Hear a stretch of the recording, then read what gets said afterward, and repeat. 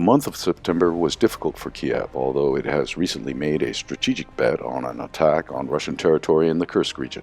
The offensives of the Russian army are gaining momentum on almost all Ukrainian front lines. Pounding the strategic rear of the Ukrainian military, Russian forces are grinding down enemy troops in cauldrons. On September 30th, Russian kamikaze drones were busy destroying targets throughout Ukraine.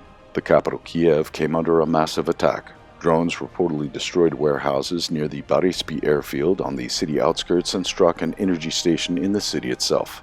Iskander missiles struck a military echelon in the Mykolaiv region. Numerous explosions thundered in the Dnipropetrovsk, Zhytomyr, Odessa, Cherkasy, and Zaporozhye regions. Ukrainian military positions in Sumy and Kharkiv are continually pounded by Russian heavy bombs.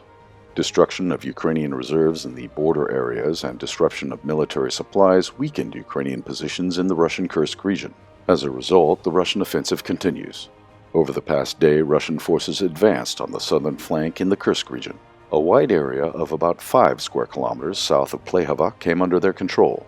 Russians attack in Oyglovka and in the area of Kremenaya, where a surrounded Russian grouping resists. The intensity of Ukrainian attacks on the border of the Glukhovsky district decreased.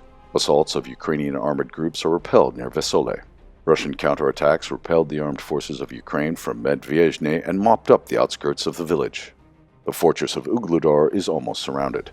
The Ukrainian garrison, despite the increasing pressure, continues to resist. The armed forces of Ukraine have already lost the eastern part of the city and are cut off from supplies and support. Ukrainian servicemen who attempt to escape are coming under Russian fire, suffering heavy losses. Ukrainians hiding in high-rise buildings are smoked out with strikes by FPV drones. Kiev is looking for culprits to punish. Amid the ongoing Russian offensive, the commander of the 72nd Brigade of the Armed Forces of Ukraine, responsible for the defense of the city, was dismissed. Earlier, part of the unit defending Ugludar was redeployed to the Kursk region. Under the extreme conditions of the enemy's offensive, the commander of the brigade was replaced with an officer who spent the last year in the rear, hunting for cannon fodder on the streets of Odessa. Meanwhile, the remnants of the 72nd Brigade and other units who were not allowed to withdraw from Ugludar began to surrender in small groups. The Ukrainian garrison only has 2 options left: captivity in order to save lives, or death in battle, because sooner or later Ugludar will be completely mopped up by the Russian army.